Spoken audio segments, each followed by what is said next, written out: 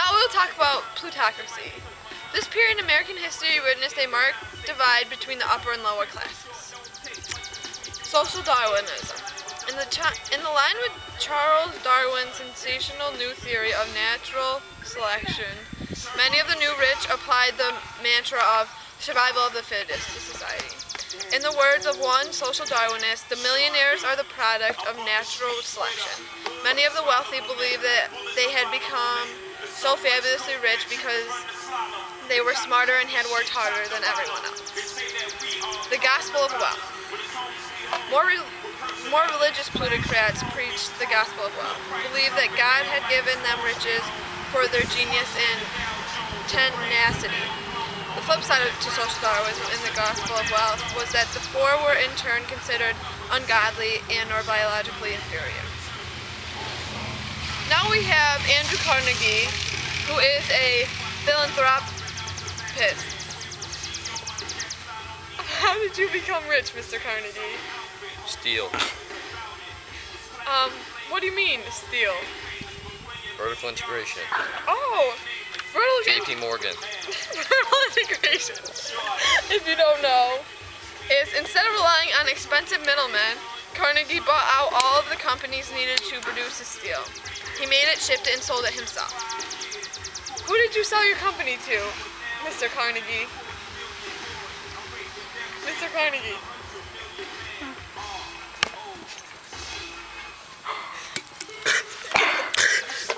JP Morgan. Thank you very much. Now we'll talk about some of the labor movement. The National Labor Union. Founded in 1866, the National Labor Union was simply called the National Labor Union. The NLU sought to represent both skilled and unskilled laborers in one large organization. Though it had no ties to either political party, the union generally supported any candidate who found fight or shorter working days. The Knights of Labor. The Knights of Labor survived the Depression. Originally begun as a secret society in 1862, the Knights picked up where the NLU had left off. The Haymarket Square bombing in Chicago in 1866. The Knights of Labor also died prematurely after Americans falsely associated them with the anarchists responsible for the Haymarket Square bombing. Labor strikes. The railroad strike. In 1877, when the railroad companies announced a second 10% pay cut in 4 years, workers met to organize a national trainmen's union and plan a general strike. The Coeur d'Alene strike occurred in Idaho in 1892 when several silver mine owners collectively slashed miners' wages. The Homestead strike. The employees of Andrew Carnegie's Homestead Steelworkers near Pittsburgh, Pennsylvania had launched a strike of their own to protest wage cuts. The Pullman strike. Grover Cleveland made a similar decision in 1894 to end the Pullman strike at the Pullman Palace Car Company in Chicago. When the company cut employees' wage by 30% in the wake of the Depression, labor organizer Eugene V. Debs organized a massive strike. The American Federation of Labor grew to form an umbrella organization that coordinated the efforts of several dozen smaller independent unions, founded by Samuel Gompers in 1886. Thank you. Now we'll talk about the Gilded Age Society.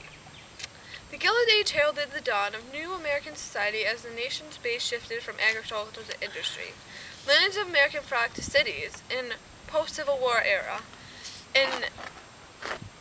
By 1900, nearly 40% of Americans lived in urbanized areas. Increased immigration. A new wave of immigration contributed to a population explosion, coming mostly from war-torn regions in southern and eastern Europe, such as Italy, Greece, Poland, Russia, Croatia, and Czechoslovakia.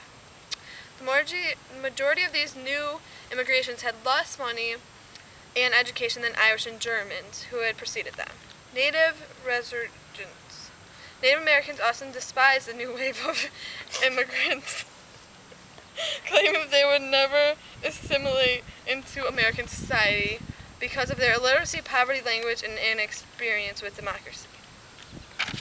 In response, the American Protection Association formed a lobby for immigration restriction. Congress eventually conceded and in 1882 barred criminals and the extremely destitute from entry. Slums.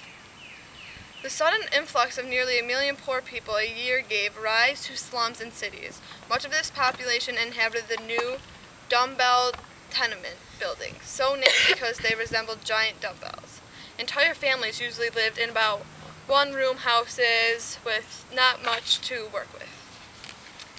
And now we will talk to Jane Addams. So Jane, I hear that you started the Hull House. What is that about? The Hull House is a place for care and daycare for immigrant families trying to survive in America. That is so nice of you. You are such a good help. Thank you. And tell me, what else did you do? I used my position to fight social injustices. Well, thank you. Thank you very much, Jane. Thank you, Mr. Lincoln. Now I will talk about faith-based reforms. Religious communities were another anti-poverty force in the slums. Catholic churches and Jewish synagogues led the fight by offering services to the newly arrived immigrants, helping them find their way in the cities. Protestant speeches and lectures became very popular events, as did faith-based social organizations such as the YMCA, or the Young Men's Christian Association, or the YWCA, the Young Women's Christian Association. Christian Science. The post-Civil War period witnessed the birth of several new religions, such as Christian Science, which was founded by Mary Baker Eddy, who believed that faith could cure all diseases. Hundreds of thousands of people converted as the church spread throughout America. Now we will talk about the very important women's movement. And we are so lucky to have Elizabeth Cady Stanton here with us today. And now, tell us what you would like. The right to vote. And why do you want that right? Because it's time we had equal rights! Thank you very much. Now we'll talk about two very important Supreme Court trials that happened in the United States. The first is Plessy v. Ferguson and civil rights. African Americans did not fare as well as women in the struggle for equality. In 1896, the Supreme Court even upheld the policy of segregation by legalizing separate but equal facilities for blacks and whites in the landmark decision, Plessy v. Ferguson. In doing so, the court condemned African Americans to more than another half-century of second-class citizenship. Then there is Washington v. Du Bois. Black leaders continued to press for equal rights, like Booker T. Washington, president of all-black Tuskegee Institute in Albany, encouraged African Americans to become economically self-sufficient so that they could then challenge white on social issues.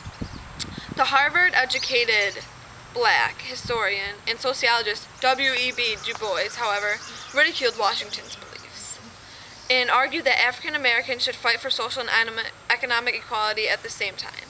Their dispute highlighted the rupture in the civil rights movement during the end of the 19th century.